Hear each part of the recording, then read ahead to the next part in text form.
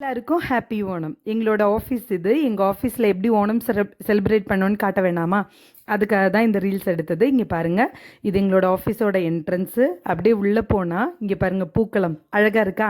இதில் ஒரு பக்கத்து கதகளி, ஒரு பக்கத்து வந்து தெய்யம் அப்படின்னு சொல்கிற கேரளாவில் ஃபேமஸான ஒரு கலையோட இது போட்டிருக்கோம் நாங்கள்.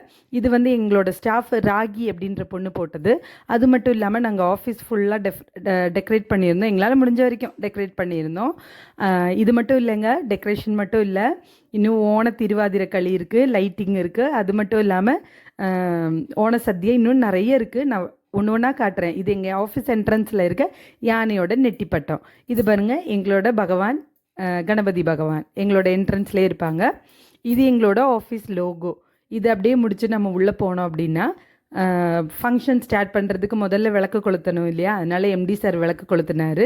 அப்படியே ஃபங்க்ஷன் ஸ்டார்ட் ஆனிச்சு. அப்புறம் எம்டி சார் கொஞ்சம் விஷயங்கள்லாம் சொன்னாங்க. அதுக்கப்புறம் இந்த எங்கள் ஊர் பொண்ணுங்க, எங்கள் கேரளா பொண்ணுங்க அழகாக திருவாதிரை கழிக்க ஆரம்பிச்சிட்டாங்க. இது வந்து விநாயகர் நமஸ்காரம், இது வந்து திருவாதிரை களி.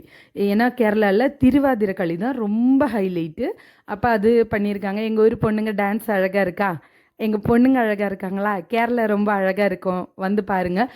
அரவுண்டு 117 ஸ்டாஃப் அதிகமாக இருக்கும். மெஜாரிட்டி வந்து லேடிஸ் தான். அப்போ வந்து எங்களால் என்ன பெர்ஃபார்ம் பண்ண முடியுமோ அதை நாங்கள் பண்ணியிருக்கிறோம். இந்த மாதிரி இப்படியே முடிச்சு, இதெல்லாம் முடிச்சு இன்னும் நிறைய இருந்துச்சு. நான் எல்லாம் எடுக்க முடியல, அதனால் கிடைச்ச வரைக்கும் எடுத்திருக்கேன். இது என்னோடய ஃப்ரெண்டு, இது என்னோடய டிபார்ட்மெண்ட், என்னோடய அக்கௌண்ட்ஸ் டிபார்ட்மெண்ட்.